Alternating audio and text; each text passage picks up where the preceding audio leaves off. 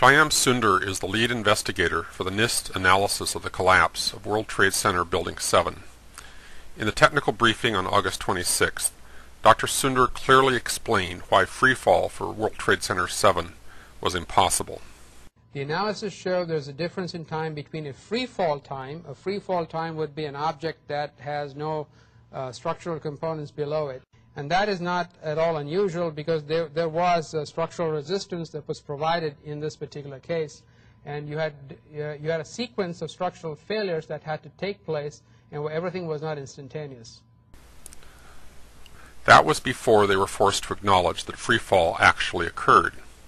Once they acknowledged freefall, they claimed without elaboration that their new analysis was consistent with the results of the global collapse analysis.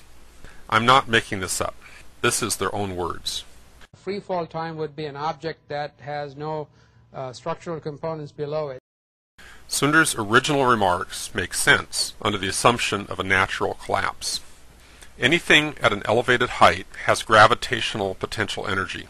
If it falls and none of the energy is used for other things along the way, all of that energy is converted into kinetic energy, the energy of motion, and we call it freefall. If any of the energy is used for other purposes, there will be less kinetic energy, so the fall will be slower. In the case of a falling building, the only way it can go into freefall is if an external force removes the supporting structure. None of the gravitational potential energy of the building is available for this purpose, or it would slow the fall of the building. The fact of freefall by itself is strong evidence of explosive demolition, but the evidence is even stronger than that. My original analysis looks like this. I have since confirmed my measurement using a different software package. Both of these graphs plot velocity versus time. A straight line indicates constant acceleration, and the slope of the line indicates the rate of acceleration. What is particularly striking is the suddenness of onset of freefall. The acceleration doesn't build up gradually. The graph simply turns a corner. The building went from full support to zero support instantly. NIST's graph is upside down relative to mine, but that's really not an issue. Their data is almost the same. What is dramatically different is the curve they superimpose on the data. This curve has no physical significance whatsoever. It is merely a hypothetical interpretation of the data. It is literally the mathematical equivalent of laying a wet noodle on the graph and nudging it around until it fits the data. The straight part fits the data reasonably well. What is totally misleading are the gradual transitions into and out of freefall. The raw data speaks for itself. One moment the building is holding, the next moment it lets go and is in complete freefall. The onset of freefall was not only sudden, it extended across the whole width of the building. My measurement of the acceleration of the building was based on the northwest corner. This recent measurement confirming freefall was based on a point midway along the roofline. The fact that the roof stayed level shows the building was in freefall across the entire width. The collapse we see cannot be due to a column failure or a few column failures or a sequence of column failures. All 24 interior columns and 58 perimeter columns had to have been removed over the span of 8 floors low in the building simultaneously to within a small fraction of a second, and in such a way that the top half of the building remains intact and uncrumpled. Let's come back to NIST's acceptance of freefall. Here is their exact wording. Quote, "The 3 stages of collapse progression described above are consistent with the results of the global collapse analysis discussed in Chapter 12 of NIST NC Star 1-9. Unquote. In other words, they're giving the appearance of claiming freefall is okay, but actually it's the 5.4 second duration of their 3-stage analysis that matches their model. But we saw in Part 2 of this video series that the 5.4 seconds depends on an artificially early start time, which has no valid observational basis. Without the 5.4 second fig leaf, they are left with freefall and nothing more. NIST does not show how freefall is consistent with their hypothesis, because, as Shyam Sunder has correctly and eloquently explained, freefall for a naturally collapsing building is impossible. This brings us to their computer model.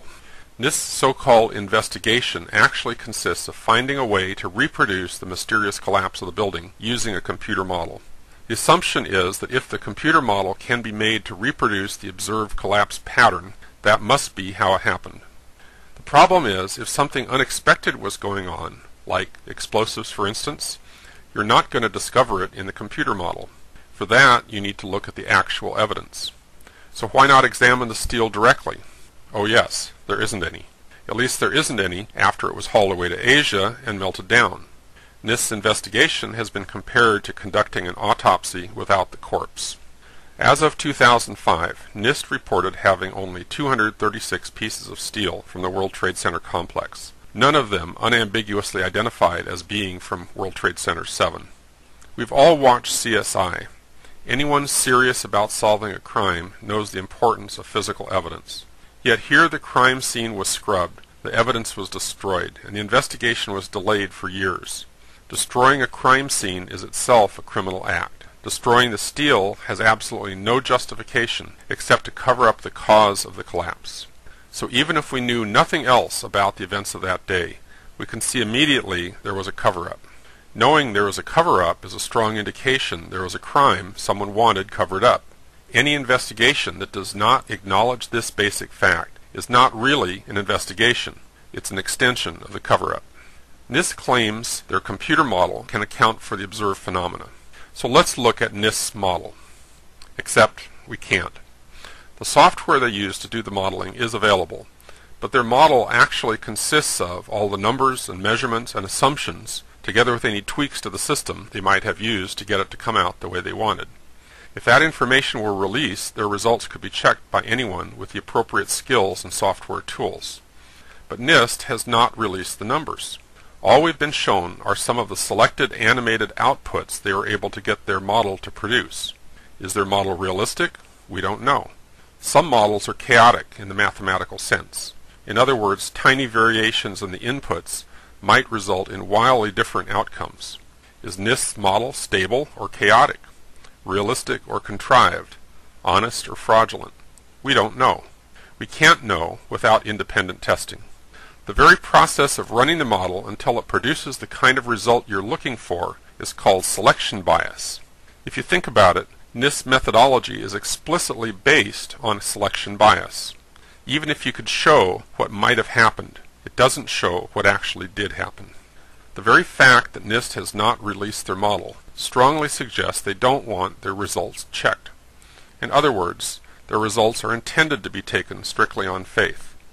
If NIST has not released their modeling data and their assumptions, they have really not released their report.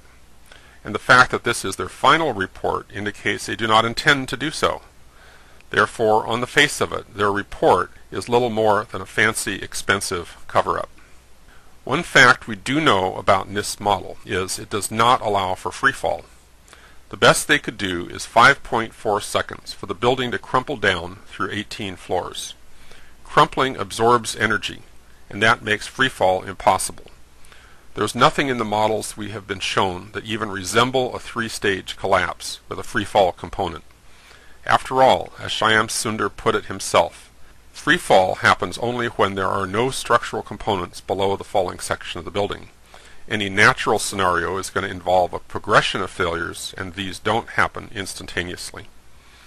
So, in the end, we come back to where we were in the beginning. On first impression, we were looking at a classic controlled demolition.